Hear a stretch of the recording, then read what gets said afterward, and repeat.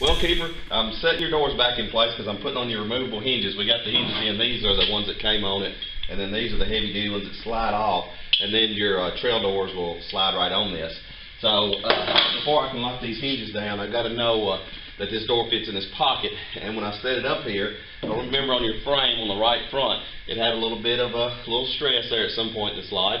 And while I was working on your frame, I went ahead and straightened all that out and tried to get all that back to level to have a good foundation to build off of. Well, now the truck has a little bit of it in it as well, and that's what I'm going to do now is where it had this kind of, I guess it pushed this down and pushed that up a little bit. Now I've got to go in here and push this up. So with the new hinges in place, and I go to shut your door, it's dragging. It's already done drug the paint off of it right there. Well, with the way the front of this door is, what that tells me is this front's got to go up a little bit. Well, when the roll cage was put in, they cut these ends and then welded them right into place. Well, they welded them in place in that offset position right there. So I'm taking your bar loose, completely loose, and then I've anchored this thing down to my piece of frame I have there. So I'm pulling down right here, and then I'm fixing to push up right here and put a place to lift it up a little bit right here, and then lock it down in the front right there. And then try to keep that locked in that position, and then when it goes back on your body, I can find that through your body mount spacers. So let me work on this a little bit more, and I'll show you where I'm headed. But right now, you kind of see this thing is really dragging hard. It won't even shut, and it's dragging the bottom of this door. So when this goes up, this will go up with it, and then I'll take the front down just a little bit, and hopefully get it in line. So let's see what I can do. Well, Keeper, so far so good on your fitment here. And I ain't put a whole lot of time in. I've just got a couple of hours in what I've done right here. But now you can see I've got this door up. I've got just a little bit more I can bring that door up. But the Volvo, it's nice and clear now. So that's where I started, was with this number. I pushed this up until I had an even number here.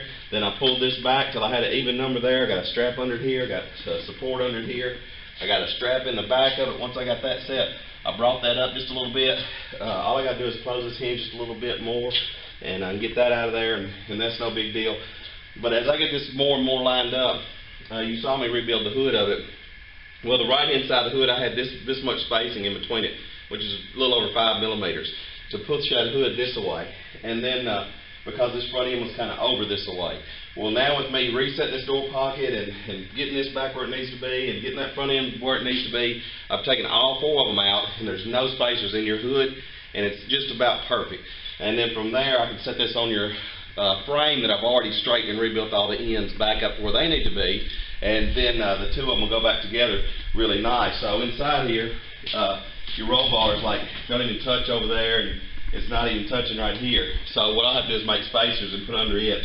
That'll be way more efficient than trying to cut and refit it at this point. So, but in what I did on your frame a long time ago about straightening those platforms that the body mounts on, it's really going to pay off now that I've got this straight. Then I'll be able to put this right back on those platforms where they need to be.